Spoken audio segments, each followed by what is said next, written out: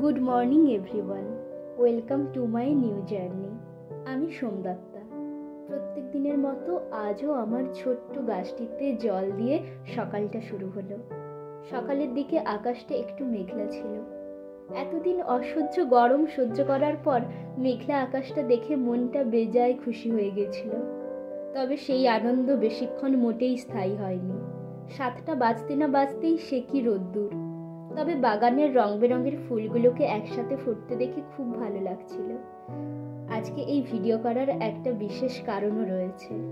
আসলে আজ আমাদের স্কুলের গ্রাউন্ডে হেলিকপ্টার নামবে। রাজনৈতিক কারণে ইউসুফ পাঠান আসছে। আমার রাজনীতি বা ক্রিকেট কোনোটিতেই কোনো আগ্রহ নেই, শুধুই একটাই রিজন, হেলিকপ্টার। এর জন্যই আমার এত মন খুশি। টানা 1 ঘন্টার উপর স্কুলের 3 তলার ন্যাড়া ছাত্রার ওপর দাঁড়িয়ে দেখতে পেলাম। কি যে ভালো লাগছিল। এক্সাইটমেন্টের জেরে ছাতাটাও নিয়ে আসতে ভুলে গেছি। আসলে আমি এই প্রথমবার হেলিকপ্টার ল্যান্ডিং দেখছি। যত সামনের দিকে এগোচ্ছে তত যেন দাঁড়িয়ে থাকা সবার মনে উচ্ছ্বাসও বাড়ছে। আমার তো ফোনে ক্যামেরা করতে গিয়ে আর এক অবস্থা। নিজের চোখ দিয়ে দেখবো নাকি ক্যামেরাতে দেখবো, কনফিউজড হয়ে যাচ্ছিলাম। পুকুরের কাছে যারা ছিল তারা পুরো ভিজে গিয়েছিল। একদিকে ধুলো আর অন্যদিকে জল, একদম নাজেহাল অবস্থা।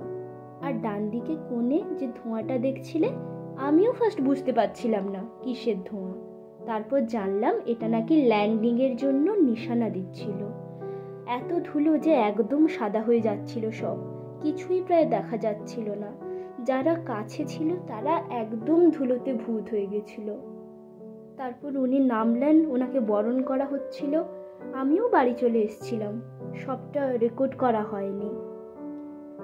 বাড়ি ফিরে জাস্ট ফ্রেশ হয়ে নিয়েছিলাম আর খেতেও বসেছি। তক্ষুনি আবার শুনছি মাইকে অ্যানাউন্স হচ্ছে যে তিনি তক্ষুনি ফিরবেন।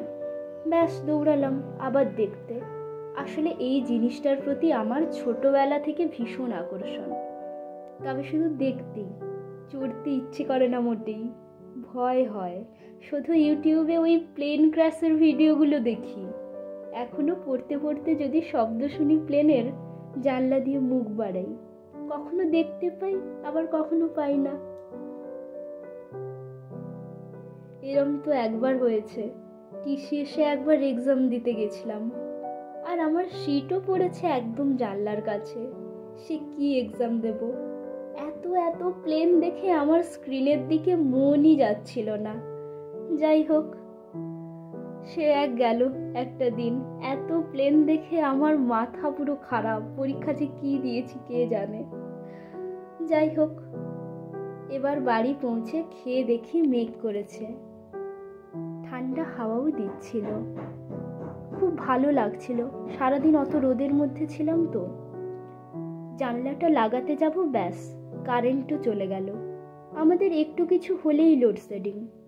আমার রুমের জানলা লাগিয়ে মা বাবার রুমে যেতে না যেতেই বৃষ্টি শুরু। এতদিন পর বৃষ্টি দেখেও শান্তি।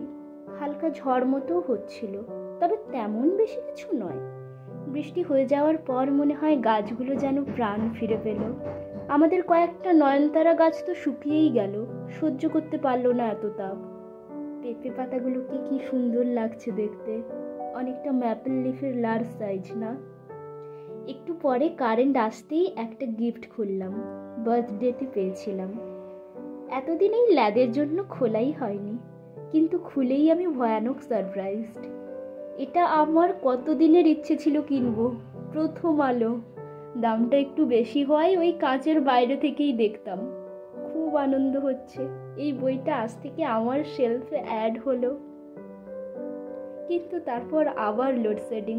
চলো যাই আজ ইমার্জেন্সির আলো আর ঝুরি ভাজা মুড়ি ভরসা। ভালো থেকো কিন্তু।